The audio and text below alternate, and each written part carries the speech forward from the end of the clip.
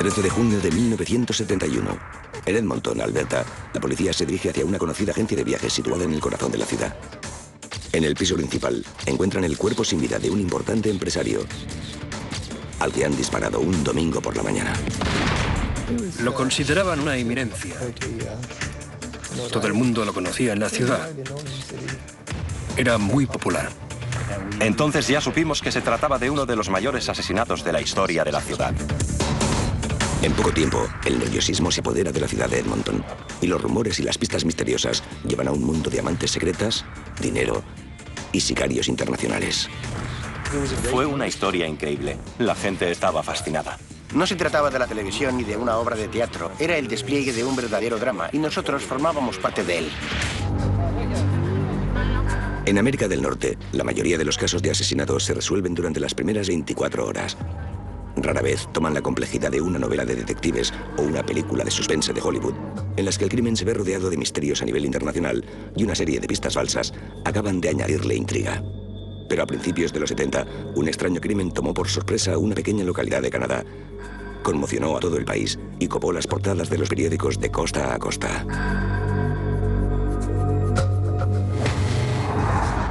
1971, Edmonton, Alberta. La pintoresca ciudad está situada en un valle de las praderas canadienses. Aunque está en plena expansión, todavía conserva el ambiente relajado propio de las comunidades pequeñas. Edmonton tenía un ritmo de vida mucho más lento que ahora. Las tiendas nunca abrían en domingo. El ambiente era muy tranquilo. Era muy agradable vivir aquí. Edmonton era diferente, como muchas de las ciudades menores de la región de las praderas. No tenía el encanto de las grandes ciudades como Toronto o Vancouver. En general se la consideraba una localidad tranquila, un buen lugar para formar una familia. Cualquier crimen importante habría sido una noticia de primera página y habría estado en boca de todo el mundo. Una persona especialmente conocida en la ciudad es Bob Neville, de 36 años. Bob Neville era un hombre interesante. Se podría decir que tenía una reputación en Edmonton. Era un buen atleta. Había jugado con los Leafs de Edmonton, el equipo de fútbol de la ciudad, y había sido asistente de los esquimales de Edmonton. Era tan popular entre los jugadores que incluso hicieron una colecta para ayudarle a pagar sus estudios.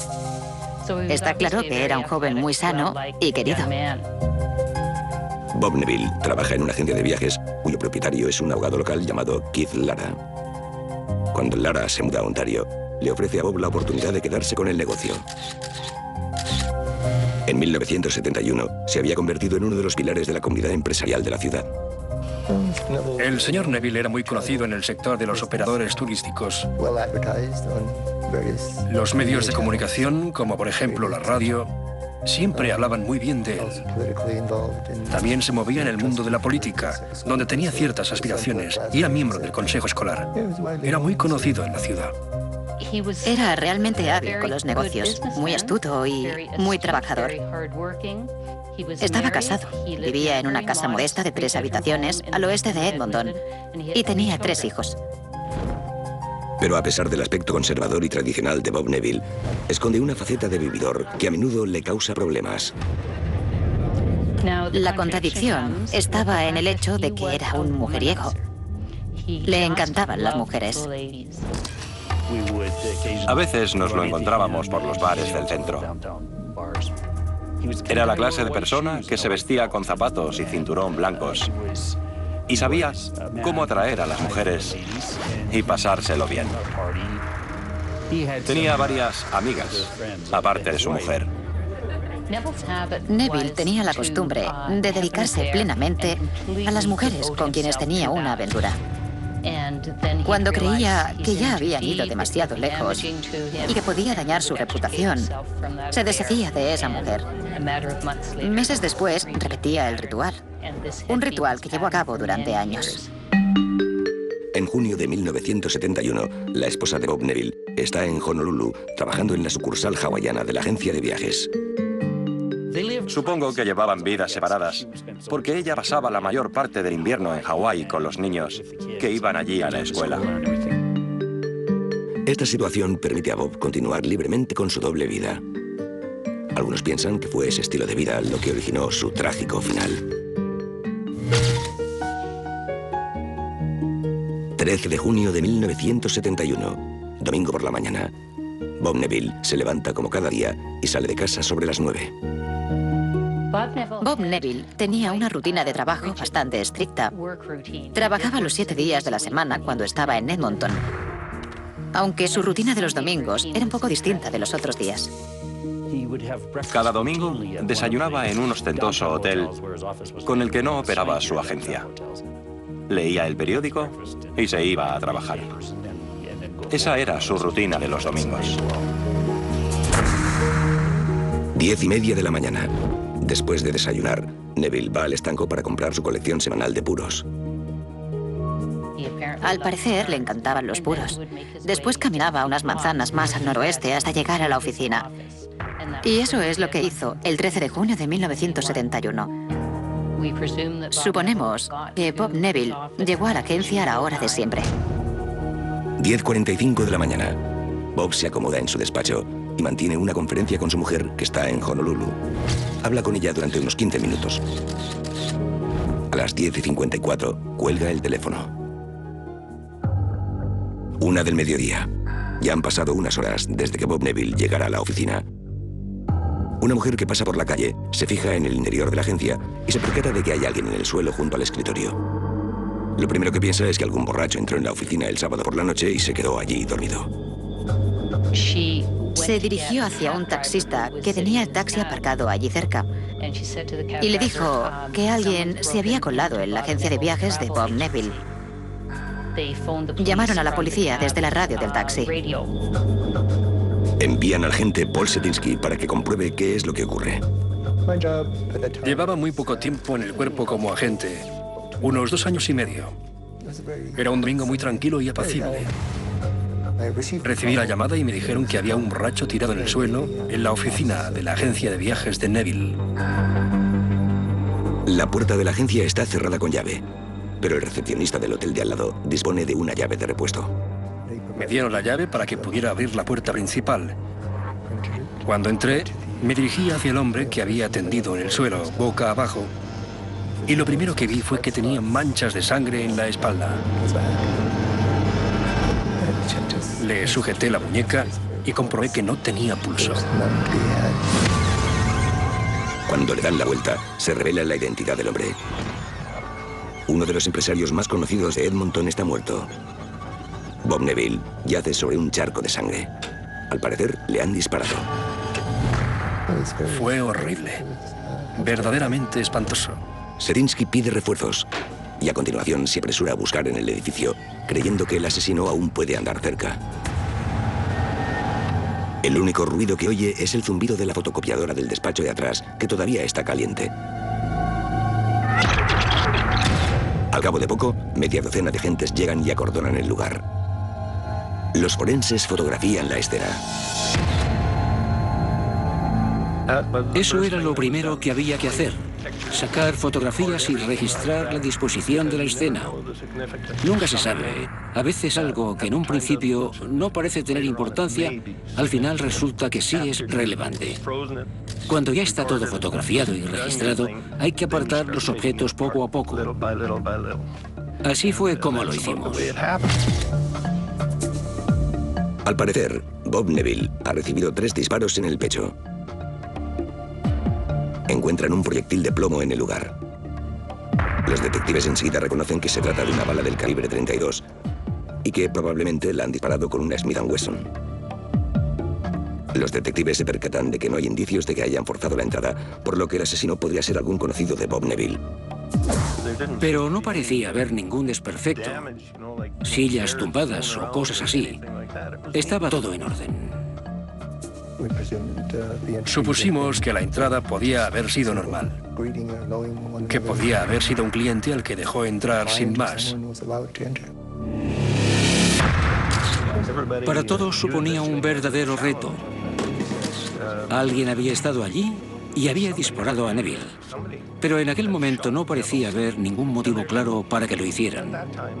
No habían robado nada, ni habían revuelto el local. Era muy extraño. Por eso para nosotros era muy complicado. Teníamos que descubrir qué había pasado y empezar a atar cabos. Mientras la policía rastrea el lugar, la noticia del asesinato corre entre los medios de comunicación. Ese domingo me tocaba trabajar. Pasé por comisaría para ver si había algo, y entonces un tipo me dijo que en lugar de estar allí, debería ir a la oficina de Bob Neville, porque alguien acababa de dispararle. Que hubiesen matado a tiros a alguien tan conocido era una noticia importante y había que cubrirla. Miraba a mi alrededor para intentar descubrir algo relevante, lo que fuera, incluso entre los presentes, porque a muchos asesinos les gusta volver a la escena del crimen. Vi cómo sacaban el cadáver y se veía claramente de quién se trataba. Sus zapatos blancos sobresalían de uno de los extremos de la camilla, por lo que no cabía duda. Sabíamos que se trataba de uno de los asesinatos más memorables de la historia de la ciudad. 13 de junio de 1971, en Edmonton, Alberta, un destacado empresario llamado Bob Neville ha sido asesinado a sangre fría. La policía informa de la noticia a su mujer y a sus 3 hijos que se encuentran en Hawái. La familia, sumida en el dolor, se prepara inmediatamente para regresar a casa. Mientras tanto, la policía sigue inspeccionando la escena del crimen y la noticia sacude a la pequeña localidad canadiense. Era un hombre muy bien considerado en la ciudad. Y lo mataron a tiros en su oficina, mientras trabajaba un domingo por la mañana. La verdad es que el caso conmocionó a los habitantes de Edmonton. Todo el mundo hablaba de lo que estaba pasando, pero no había pistas que incriminaran a nadie. Esta ciudad nunca pasaban ese tipo de cosas. Nadie tenía ni idea de quién le había matado, por lo que el caso era todavía más dramático si cabe. La gente estaba desconcertada. Hay quien cree que tal vez haya algo en el estilo de vida que llevaba Bob Neville, paralelo a su matrimonio, que podría explicar su asesinato. Había rumores de que lo había matado un marido enfurecido. Hubo muchas especulaciones sobre quién podía ser la mujer cuyo marido habría disparado a Bob. Mientras tanto, en la escena del crimen, la policía recupera docenas de huellas de objetos de la oficina. No queríamos que nadie tocara nada demasiado porque durante esos días estábamos centrados en encontrar huellas dactilares. Había huellas por todo el maldito lugar. Hay que identificar y descartar las huellas que pertenezcan a empleados o visitantes habituales. Teníamos que recoger todas las huellas y descartar las que considerábamos legítimas. Comprobamos también las huellas de quienes habían estado en el lugar para asegurarnos de que no las habían dejado sin querer. Mientras los detectives recogen las huellas, otros hallazgos en la escena del crimen contribuyen a ir aclarando el misterio. La policía encuentra la segunda página de la póliza de un seguro de vida en la fotocopiadora de la oficina. La máquina que al parecer alguien usó poco antes o después de que tuviera lugar el asesinato. La primera página de la póliza no aparece por ningún lado. Todavía más interesante es la hoja de papel arrugada que descubren los detectives en el suelo. Cuando la abren, encuentran dentro una llave numerada de una taquilla. La llave tenía el número 55 escrito sobre ella. El papel arrugado resulta ser un mapa del centro de Edmonton dibujado a mano. Una línea marca el camino entre la escena del crimen y la estación de autobuses, situada unas manzanas más allá. Momentos más tarde, agentes se reúnen en la estación y se dirigen hacia las taquillas que utilizan los viajeros. La llave que han encontrado en la escena encaja en la taquilla número 55. En su interior, los detectives encuentran, envuelta en un papel de periódico, una pistolera de cuero vacía y un conjunto de balas usadas y gastadas. Las balas son del calibre 32 y concuerdan con las encontradas en la escena del crimen. Además, el armario contiene una funda de gafas, un diccionario italiano-inglés, un mapa de Italia y recortes de periódico que contienen fotos de la víctima, Bob Neville. Supusimos que se trataba de un sicario, o de la mafia italiana, o algo por el estilo. Para algunos, la taquilla es la muestra de que se trata de un asesino internacional que podría haber volado desde Europa hasta Edmonton, con el único propósito de acabar con la vida de Bob Neville. Otros agentes se muestran más escépticos. Desde el principio me pareció demasiado improbable y que alguien estaba tratando de confundirnos con pistas falsas. No podíamos descartarlo. Teníamos que comprobarlo y asegurarnos bien. Teníamos que hacerlo. Los detectives vigilan la estación de autobuses con la esperanza de que alguien acuda a recoger el contenido incriminatorio de la taquilla 55. Pero las horas pasan y nadie aparece. Ante el temor de que el rastro se enfríe, la policía decide hacer públicas sus últimas pistas y el nerviosismo se extiende en una ciudad todavía conmocionada por el suceso. Uno de los policías decía que alguien había alquilado un arma y la había entrado y sacado de la ciudad por avión. Evidentemente, en aquella época todavía no se hacían controles de seguridad en los aeropuertos. Se preguntaban si existía alguna conexión entre alguien que supiera tanto inglés como italiano y alguien que no supiera demasiado inglés ni conociera la ciudad de Edmonton. No había que tener un máster en periodismo para darse cuenta de que se trataba de un notición. Algunos empiezan a especular que los problemas de Bob Neville podían venir de un lugar tan lejano como Las Vegas. No sé de dónde salió el rumor de que le gustaba el juego. Supongo que no era ningún ludópata, pero sí había estado en Las Vegas y luego lo habían asesinado. Era normal que la gente hiciera esa conexión. Siempre se habían oído rumores de que había un grupo de personas de su edad y con un poder adquisitivo similar a quienes les gustaba ir a Las Vegas a jugarse grandes sumas de dinero. A veces no pagaban sus deudas y venían matones para tratar de presionarles de algún modo. En esos momentos, un desconocido llama a diversos negocios de la ciudad y les advierte de que las vidas de la esposa de Bob Neville y sus 3 hijos, que están de camino a Edmonton desde Hawái, también corren peligro. Después de las llamadas, la policía despliega una docena de agentes para proteger a los familiares cuando lleguen a Edmonton.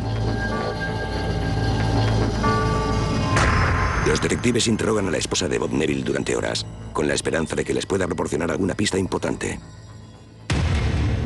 Admite estar al tanto de las infidelidades de su marido, pero desconoce quién podría tener algún motivo para asesinarlo.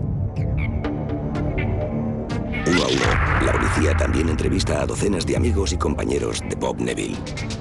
Aunque muchos se apresuran a formular sus hipótesis, en realidad las pistas concretas escasean. Tras el asesinato, muchas personas que conocían a Neville ataron cabos y se dieron cuenta de que realmente Bob llevaba una vida bastante peligrosa. Teniendo en cuenta que era un mujeriego y le gustaba apostar, pensaban que era bastante lógico que acabara teniendo serios problemas. Después del suceso, la gente pensó que eso es lo que debía de haber pasado. Para la policía, el rastro del asesinato parece acabar en seco en la taquilla número 55 de la estación de autobuses. Pero la situación da un vuelco inesperado con una misteriosa llamada. El hombre al otro lado del teléfono contará la sorprendente historia de los últimos días de la vida de Bob Neville. 14 de junio de 1971. En Edmonton, Alberta, los detectives investigan el asesinato del empresario Bob Neville. Su mayor pista hasta la fecha es el misterioso hallazgo de la taquilla de la estación de autobuses, que parece indicar que el asesino fue un sicario internacional. La policía inspecciona los registros de vuelos del aeropuerto en busca de algún viajero sospechoso. Comprobaron en las compañías de vuelos y en todas partes. También preguntaron a muchos asistentes de vuelo si habían visto algo raro o si sabían algo. El extraño asesinato pone en vilo a todo el país. Fue noticia en todo el territorio nacional por el tipo de persona de quien se trataba y por las circunstancias de la muerte. Este tipo de asesinatos tan misteriosos no ocurren todos los días en este país. Todos estábamos consternados con el asesinato. Parecía imposible que algo así hubiese pasado en nuestra ciudad. Debía de guardar alguna relación con la mafia. Era una situación muy dramática e inusual para la ciudad en 1971. Las llamadas de ciudadanos que dicen haber visto algo sospechoso sobre la hora del crimen inundan la comisaría de policía. Los inspectores de homicidios buscaban pistas sin cesar. Tenían un equipo de hombres trabajando creado expresamente para este caso. Al mismo tiempo, los detectives registran archivadores repletos de documentos de la agencia de viajes de Bob Neville en busca de irregularidades que pudieran proporcionarles alguna pista. No solo rebuscaban entre los documentos de la EMPA, sino que también querían detalles de su vida personal. Revisaron un montón de cosas. 14 de junio. 1:30 de la madrugada. El teléfono de la comisaría suena en plena noche. Un hombre se identifica como Keith Lara y dice ser el antiguo socio de Bob Neville en la agencia de viajes. En esos momentos, es un respetado catedrático de Derecho de la Universidad de la Reina, de Ontario, y asegura tener información primordial sobre la muerte de su ex socio.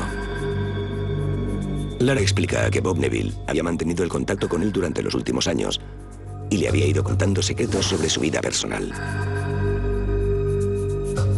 Las semanas anteriores al asesinato, los asuntos personales se habían vuelto cada vez más siniestros. Un hombre desconocido lo había amenazado con sacar a la luz la información de una de sus relaciones extramatrimoniales con una joven, a la que dejó embarazada y que tuvo al bebé, a menos que pagara una gran suma de dinero. En algunas cartas, Bob le explicaba a Keith Lara que le habían hecho chantaje. Keith Lara asegura que le dijo a su compañero que acceder a las exigencias del chantajista solo le traería más problemas. Le sugirió que lo denunciase a la policía, pero Neville se negó. Lara afirma que en los días previos al asesinato aceptó prestarle ayuda a Bob para plantarle cara en persona a los chantajistas. Pensó que su condición de catedrático de Derecho los asustaría. 10 de junio, 3 días antes del asesinato. Lara llega a Edmonton y se encuentra con Bob Neville. Esa noche los dos hombres toman posiciones en la agencia de viajes de Neville. Los chantajistas deberían aparecer a medianoche. Lara se esconde en el cuarto de atrás, junto a la fotocopiadora, con la intención de aparecer en escena cuando los chantajistas hayan proferido sus amenazas en persona. Los dos hombres esperan en silencio, pero nadie aparece. Van a tomar unas copas a un bar cercano y deciden poner a prueba de nuevo el plan de confrontación el domingo siguiente, antes de que Lara regrese a Ontario. Es ese domingo cuando Bob Neville aparece muerto.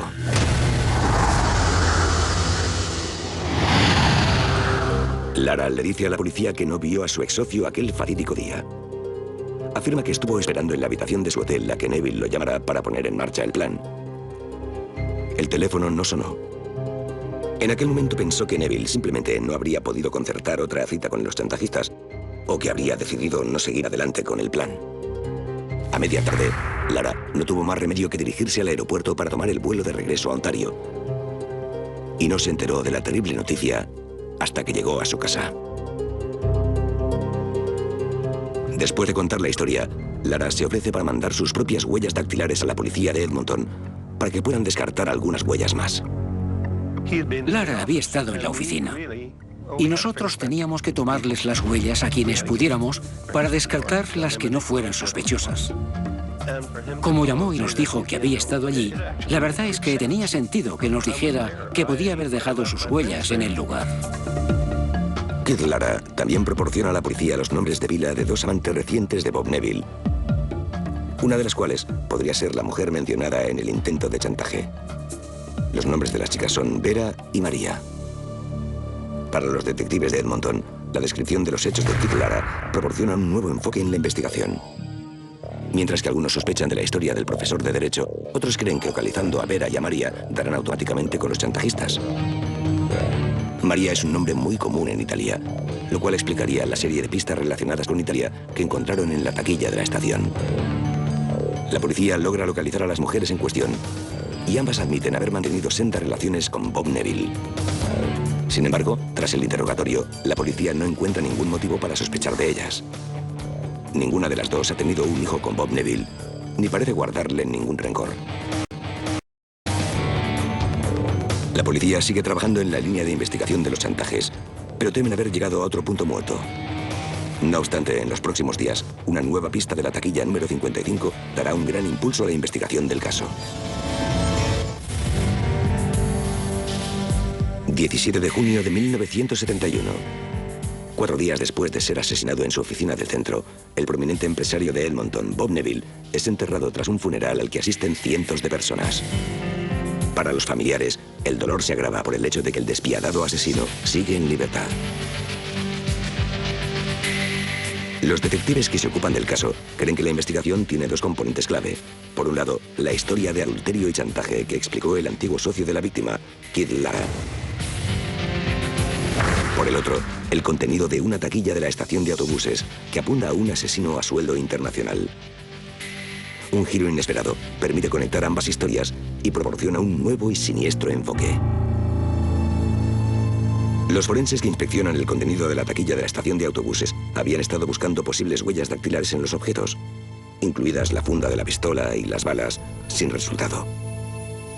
Pero un avance reciente en la investigación forense les permite dar un paso adelante y hacer algo que hasta el momento era imposible. Funcionó muy bien. Algunos papeles tienen una superficie muy suave. Parece que no funciona tan bien en el papel de periódico, porque de alguna manera las absorbe. Pero al final fue francamente bien. La tecnología para la extracción de huellas dactilares había cambiado y mejorado de forma considerable. Y gracias a ello, la policía pudo obtener huellas de calidad de superficies más blandas, cosa que hasta la fecha era imposible. Cuando emplean la nueva técnica para examinar el periódico que contenía todas las pruebas incriminatorias, encuentran exactamente lo que andaban buscando: una huella palmar parcial y una huella dactilar.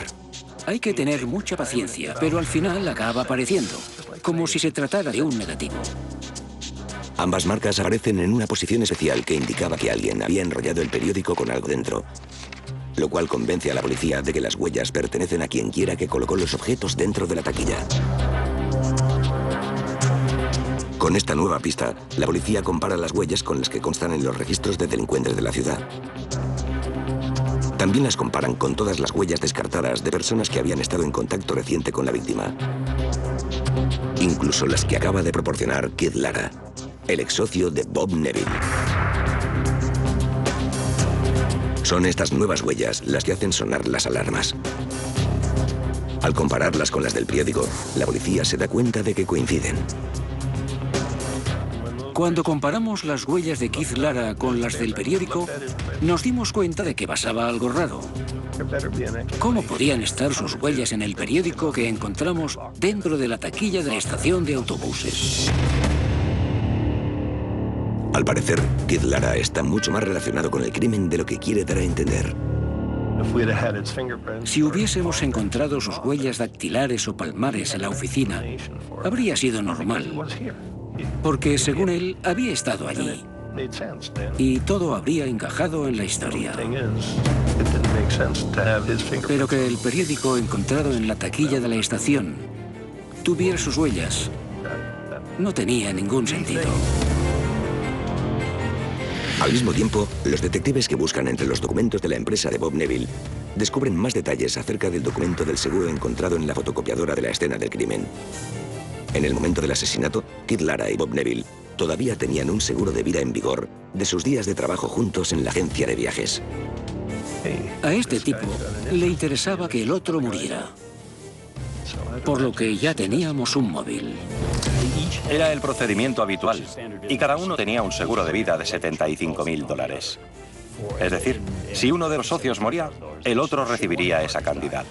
Supongo que con $75.000 sobre la mesa, era normal que sospecháramos de él. El dinero podía ser el móvil del asesinato. Con una huella dactilar como prueba y un posible móvil del crimen, la policía llega a la conclusión de que el respetado catedrático de Derecho de una de las mejores universidades de Canadá es ahora el principal sospechoso del asesinato. Es que, madre mía, un profesor de Derecho. Se supone que tenía que defender la ley, no quebrantarla. No tenía sentido. En cuanto a la historia del chantaje, así como la serie de pruebas extrañas encontradas en la taquilla número 55, los detectives creen que se trata de un intento por parte de Lara de ocultar su propio rastro y despistar a la policía con pruebas falsas. Creo que pretendía dejar un rastro de pistas falsas para que nos confundiéramos. Pero al final nos condujo directamente hacia él. A la luz de los descubrimientos, los dos detectives principales se disponen a viajar a Kingston, Ontario, con una orden de detención para Kid Lara. Al mismo tiempo, la noticia del avance en la investigación de uno de los asesinatos más sorprendentes de Edmonton se filtra a la prensa. Me encontraba en los juzgados cuando mi informador apareció y me dijo que iban a dictar una orden para detener a un sospechoso. No me dijo de quién se trataba. En aquella época, si tenías buenos contactos, podías avanzar un poco más rápido que la competencia. Con un poco de suerte y mucho descaro, mi compañero y yo descubrimos a quién se dirigía la orden de arresto. No puedo revelar cómo lo hicimos, pero fue un momento de orgullo para el periodismo canadiense. Iba a ser un bombazo. Terminamos volando hacia Kingston. Estaba nervioso porque se trataba de la policía y, sobre todo, porque en teoría era información confidencial. Lo sabíamos nosotros y nadie más, aparte de algunas personas de la redacción y la policía. Por eso me sentía nervioso y emocionado al mismo tiempo, y como fotógrafo ansiaba sacar la fotografía del momento exacto de la detención. 19 de junio de 1971.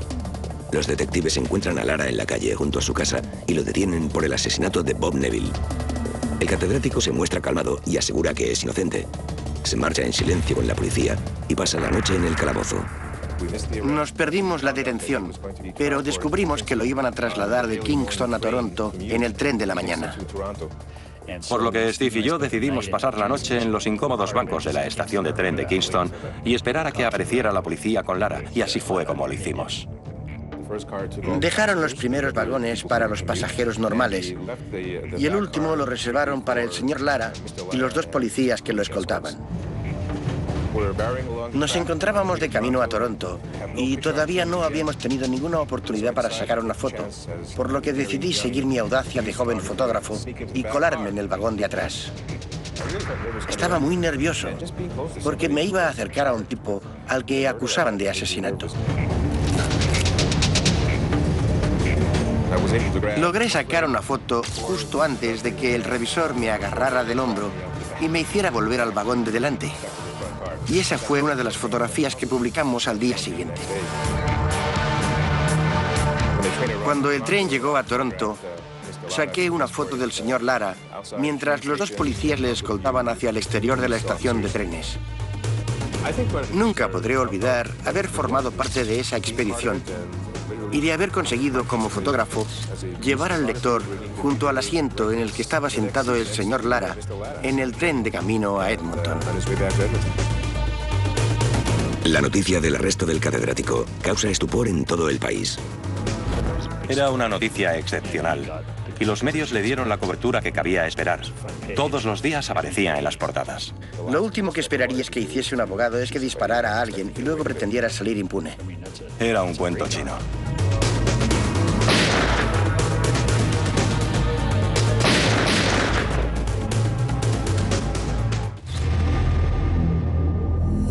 La policía mantiene a Lara bajo custodia y registra su casa de Kingston. Entre sus documentos encuentran la primera página del seguro de vida, la página que había desaparecido de la fotocopiadora de la oficina de Bob Neville. Ese mismo día, dos vecinos de Edmonton encuentran algo mientras pasean junto al río. Era un cálido y soleado día de verano, de principios de junio. Como el río tenía bastante caudal en esa época del año, la orilla quedaba muy cerca del camino por el que paseábamos. Se podía ver el agua salpicando en el margen del río y vimos que había un arma que no llegaba a cubrir el agua.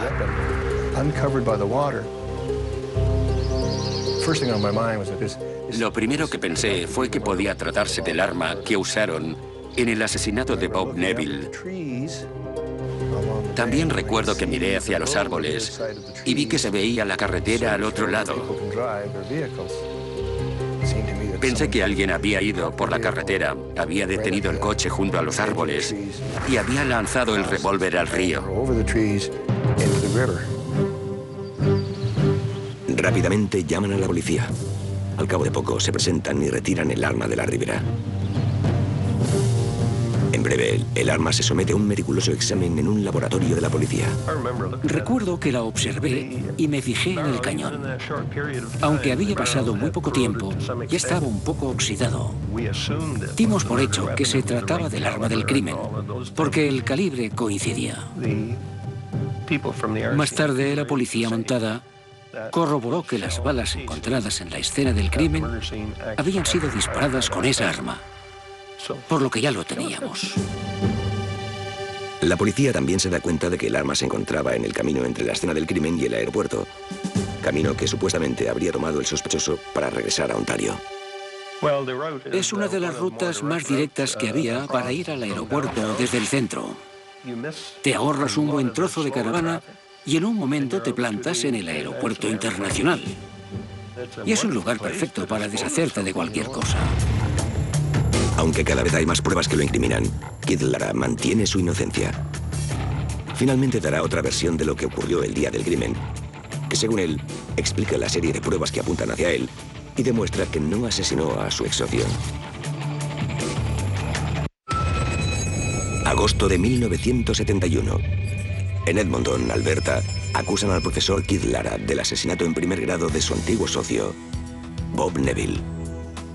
Mientras espera a ser juzgado, deposita una fianza de $25.000 y regresa a Ontario para seguir dando clases de Derecho en la universidad. Él asegura que es inocente, y a muchos les cuesta creer que un catedrático tan formal haya podido cometer un crimen tan horrible. Teniendo en cuenta lo que hacía, la formación que había tenido y que trabajaba de profesor de Derecho, nadie pensaría que pudiera haber asesinado a su socio con una pistola en la oficina. El día exacto en que se cumplen 6 meses desde el asesinato, comienza el juicio en un juzgado de Edmonton abarrotado de gente. Además de presentar las pruebas, principalmente las huellas encontradas en la taquilla de la estación de autobuses, la acusación también destaca el posible móvil. Describen los problemas económicos que Keith Lara ha tenido los últimos años, que podrían haber hecho del seguro de su antiguo socio, que todavía seguía vigente, una opción tentadora. Había rumores de que Lara había realizado algunas inversiones inmobiliarias en Kingston y también aquí, que no le habían ido demasiado bien y que andaba bastante apurado de dinero. Ahí estaba el tema. Quizás necesitaba dinero en aquella época. Una serie de testigos, entre los que había antiguas amantes de Bob Neville, comparecen para desmentir las historias de adulterio, embarazo y chantaje de las que había hablado el acusado. La acusación afirma que Keith Lara se inventó esas informaciones y dejó las pistas falsas en la taquilla número 55 para confundir a la policía. Creo que a la gente le impactó y se dio cuenta de que en la vida real puede pasar cualquier cosa. No era un programa de televisión ni una obra de teatro, era un drama real. Probablemente la imagen de Edmonton pasó a ser la de una ciudad sin ley, porque que tuviera lugar en ella un crimen de esas características era algo totalmente inusual. El 18 de diciembre de 1971, el tribunal declara al catedrático de 43 años, Keith Lara, culpable de asesinato. No parecía afectado, supo mantener la calma. No mostró ningún tipo de emoción. Daba la impresión de que pensaba que ese solo era el primer paso y que habría muchos más. Yo personalmente me sentí muy satisfecho cuando lo acusaron. Y para mí las pruebas eran más que suficientes para que lo condenaran. Sienta muy bien saber que has hecho un buen trabajo y que al final se ha podido cerrar el caso. La sentencia supone cierto alivio para los familiares y amigos de Bob Neville, pero el caso sigue presente en los medios, porque Keith Lara apela y alega que no ha recibido un juicio justo. Tal vez lo más intrigante para quienes seguían la historia después de la sentencia fue la nueva versión de los hechos que presentó Keith Lara desde prisión.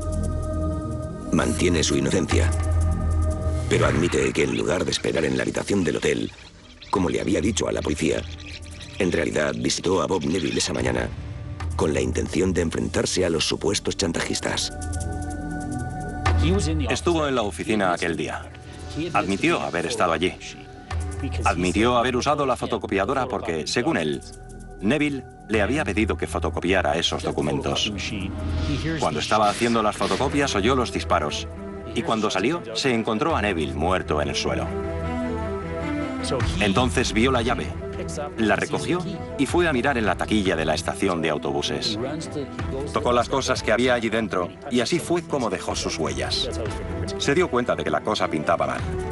Volvió a la agencia de viajes donde Neville seguía tendido en el suelo dejó la llave y se marchó de la ciudad. Según él, así es como sucedió. Para quienes trabajan en el caso, sin embargo, esta historia no es más que el segundo intento de un experto en derecho de eludir su culpa. ¿Cómo podía un hombre de su experiencia y formación no llamar a la policía tras presenciar semejante crimen? ¿Cómo podía haberse marchado sin decir nada? La impresión que me dio fue que se lo había inventado todo para exculparse. Habría sido demasiada casualidad. Había demasiados detalles. Y ya había llegado demasiado lejos. Keith Lara cumplió su condena y finalmente salió de la cárcel. En mi opinión fue un caso increíble. A todo el mundo le fascinó. Hay cosas que uno nunca puede olvidar. Creo que jamás podré dejar de hablar de aquel caso. Siempre lo recordaré.